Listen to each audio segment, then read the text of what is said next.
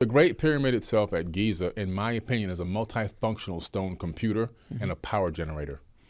The way it's set up and laid out, if you look at the structure from beneath, and I've gone down the subterranean shaft, which goes down about 65 meters in one angle, another 30 meters straight down in another angle. The last tour I took there in 2024 in October, we had quite a few people go down. Even women went down there, which is very rare. And it's an amazing area, but it's beneath the bedrock. Now, even beneath that, you see these giant tubes that are dried out. They're aquifer tubes where the channel was there for the water to run from the Nile. When you take moving water under magnetized crystal granite, you create something called physiostatic electricity. All engineers agree with this. This is not something that I'm just popping off the top of my dome. And Christopher Dunn, who is an engineer, he wrote several books about the Giza power plant, a master engineer actually. So he took it from an engineer's mindset and standpoint. I've interviewed him before. He's a great guy. Yes, it was so. Yeah. Yeah, nice.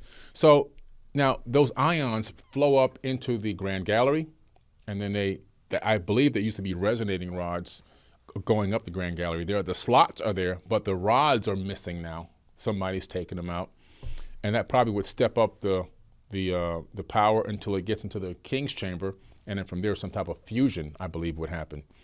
Now, why do I say fusion? Well, there's a box inside the King's chamber that's a rose granite box, and you can tell it was added at a later date.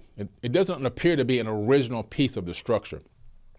Now, this rose granite box, even though it has been there for several thousand years, the corner of it, a huge chunk of the corner is missing, a big chunk.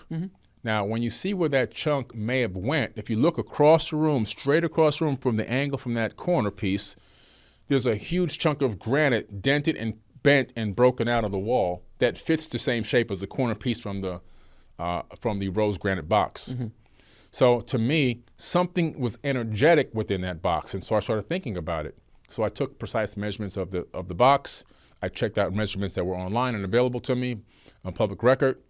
And it's the same exact dimensions of the Ark of the Covenant, which is interesting. Because if I get in that box, I can't straighten my feet out. I don't think it's a tomb whatsoever. I've seen so many sarcophagus in Egypt. They don't look like this stone box. Never. No. They're not. It's not big enough. It's not wide enough.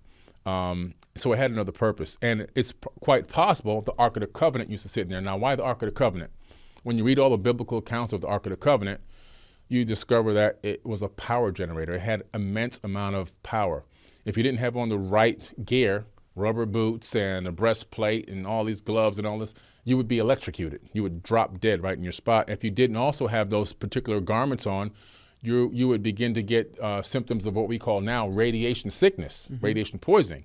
So this device had energy, potentially even radioactive energy.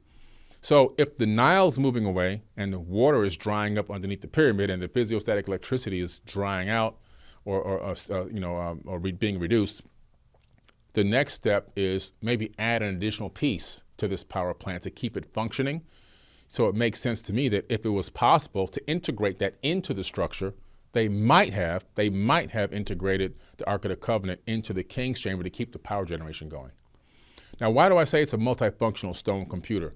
It calculates a lot of astrophysical information, astronomical information. By taking the size of the base and doing some very simple math, you can calculate the sidereal year, the tropical year. You can also calculate, based on some of the size of the stones there within the Great Pyramid, the distance from the Earth to the Moon, the distance from the Earth to the Sun. Really? The circumference of the Earth, the circumference of the Moon, the circumference of the Sun itself, and even the speed of the Earth on its own axis and the speed of the Earth around the Sun. And then you can also take those same calculations and you can actually get the calculations for the speed of the Sun around the Milky Way galaxy. This is all within the within the dimensions of the Great Pyramid. Let me ask you a question here before you go on. When you say the Ark of the Covenant, that is post the date of the build of these things, correct? Yeah, correct.